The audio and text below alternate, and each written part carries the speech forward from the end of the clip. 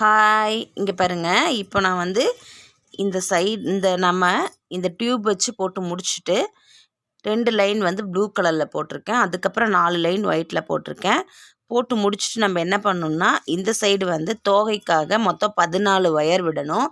So இது தோகைக்கு எப்படி விடுவோம் அப்படின்னு பார்த்தீங்கன்னா, இந்த பக்கம் பாருங்கள் 2 ஒயர் இருக்குது. இங்கே சென்டரில் 10 ஒயர் இருக்கும். இந்த பக்கம் ஒயிட் கலரில் முடிச்சிருப்போம். ஸோ அதுலேருந்து 2 ஒயர், இதில் 2 ஒயர், மொத்தம் 14 ஒயர் தோகைக்கு விடணும். இந்த சைடு நம்ம அந்த பேஸ் போட்டோம்ல, அந்த பேஸ் போட்டதில் இதில் வந்து பார்த்திங்கன்னா 10 ஒயர் இருக்கும் சைடில். ஓகேவா? இந்த 10 ஒயர், இந்த 10 ஒயரும் இந்த பக்கம் 14 ஒயரும் விட்டுட்டு நம்ம திருப்பி ஆப்போசிட்டில் வச்சு நாட் போடணும். மொத்தம் வந்து 6 லைன் நான் போட்டிருக்கேன். 6 லைன் போட்டு முடிச்சுட்டு இது வந்து நம்ம உள்ளுக்குள்ளார இப்படி மேலே வைக்கணும். இது வந்து இறகுக்கு. ஸோ இதை இப்படி வச்சுட்டு நம்ம இந்த ஒயரை உள்ளுக்குள்ளே இப்படி மேலே வழியாக விட்டு இப்படி கீழே வந்து சொருகி ஃபிக்ஸ் பண்ணிடணும். இது வந்து நீங்கள் உங்களுக்கு லைவ் கிளாஸில் பார்த்தீங்கன்னா தெரியும். ஸோ இப்போ அடுத்தது நான் பாருங்கள் என்ன பண்ண போகிறேன்னு. அதுக்குள்ளார நான் வந்து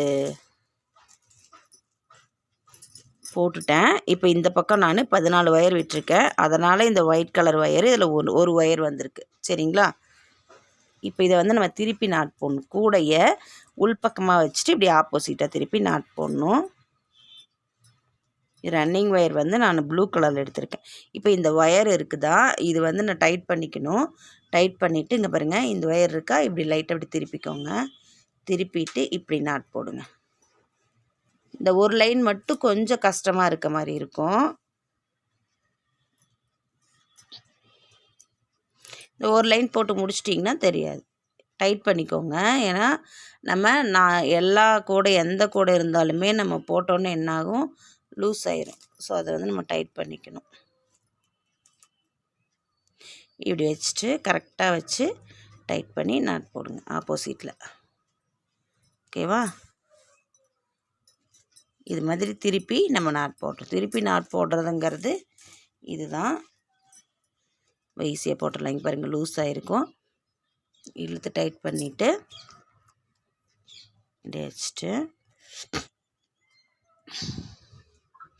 இப்படி இருக்குது ஒயர், இப்படி இருக்குது. ஸோ நான் அதை இப்படி வச்சுக்கிறேன் கையை. ஓகேங்களா? இந்த மாதிரி வச்சுட்டு இப்படி வச்சு இப்படி திருப்பி நாட் போட்டுக்கலாம். ஓகே, அவ்வளோதான். இது ஒரு 6 லைன் போடணும். 6 லைன் போட்டு முடிச்சுட்டு சொருகிட்டு அதுக்கப்புறம் நம்ம கழுத்து போடணும். ஃபஸ்ட்டு தோகை போட்டுறணும், அதுக்கப்புறம் தான் கழுத்து போடணும்.